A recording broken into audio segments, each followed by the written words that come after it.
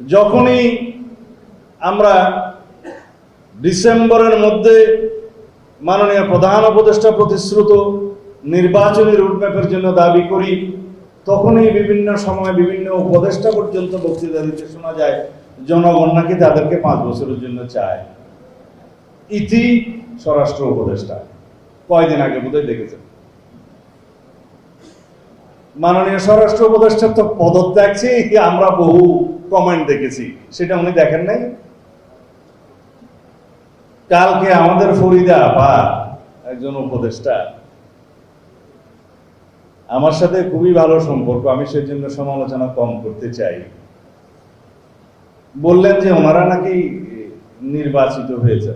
কিভাবে? গণ অভ্যুত্থানের মাধ্যমে ওনাদেরকে নির্বাচিত করেছে জনগণ। তাহলে এদেশে ইলেকশন কমিশন আছে কেন? যদি রাস্তার গণ অভ্যুত্থানের মধ্য দিয়ে সরকার পরিবর্তন হয়, সেটা অবশ্যই এদেশের মানুষের কামনা, কিন্তু একটি নির্বাচিত সরকারের বিকল্প তো আপনারা হতে পারেন না। আপনারা অবশ্যই অনির্বাচিত, সেটা প্রতিদিনই আপনাকে স্মরণ করিয়ে দেওয়া হবে। অবশ্য ওনার স্বামী আমাদের ভাই সাহেব জনাব ফরহাদ মাজার সাহেব গত 2-3 দিন আগে বক্তৃতা দিয়েছে, নির্বাচনের মাধ্যমে নাকি গণতন্ত্র প্রতিষ্ঠা হয় না, কেবল লুটারাদের একটা সাম্রাজ্য প্রতিষ্ঠা হয়। কি আর বলবো, যে নির্বাচনের জন্য, যে ভোটাধিকারের জন্য, যে গণতান্ত্রিক অধিকার ফিরে পাওয়ার জন্য, যে সাংবিধানিক অধিকার ফিরে পাওয়ার জন্য এদেশের হাজার মানুষ শহীদ হলেন, গণ অভ্যুত্থান হলো, ফেসিবাদের পতন হলো, সেই নির্বাচন, সেই ভোটাধিকারকে আপনারা অস্বীকার করছেন। কাদেরকে আপনারা উৎসাহিত করছেন? কোন গণতান্ত্রিক শক্তিকে এই মাঝপথে আপনারা সুবিধা দিচ্ছেন? কাদেরকে সুবিধা দেওয়ার জন্য, কাদের এজেন্ডা বাস্তবায়নের জন্য মাননীয় প্রধান উপদেষ্টা প্রায় ডিসেম্বর থেকে জুন ডিসেম্বর এই সমস্ত আসা যাওয়া করছেন? এক জায়গায় স্থির থাকতে পারছেন না কেন? আপনি পৃথিবী বিখ্যাত একজন সম্মানিত ব্যক্তি, আপনার এই রকম শিফটিংটা কিন্তু জাতি এবং আন্তর্জাতিক ভালোভাবে নেবে না।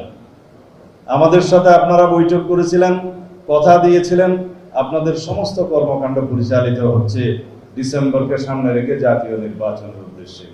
আমরা নির্বাচন কমিশনের সাথে বসেছি, কথা বলেছি, তাদের সমস্ত নির্বাচনী প্রস্তুতি আগামী জুন মাসের ভিতরে সমাপ্ত হবে। তারা বলেছেন ডিসেম্বরের ভিতরে তারা নির্বাচন দেওয়ার জন্য উদ্গ্রীব। এখন সেই কথা যদি আমরা বলি, তাহলে গণতন্ত্রের পক্ষের শক্তি, জানি না কেন এই দেশে সবাই এগুলার সমর্থনে কথা বলতে উচ্চকিত হচ্ছেন না। আমাদের অনেক রকমের অভিজ্ঞতা আছে, তিক্ত অভিজ্ঞতা। যারা 1/11 করেছেন তারাও অনেক রকমের কথা বলে বাংলাদেশের শাসন ক্ষমতায় 2 বছর পর্যন্ত ছিলেন। সেই 1/11-এর মঈন ফখরুদ্দিনের কথা আপনাদের মনে নেই? বিরাজনীতিকরণের জন্য যথেষ্ট চেষ্টা তারা করেনি। আমি বলতে চাই না যে সেরকম কোনো পদক্ষেপ বর্তমানে দৃশ্যমান হচ্ছে, কিন্তু আমরা ঘর পোড়া গরু সিঁদুরে নাক দেখলেই ভয় পাই।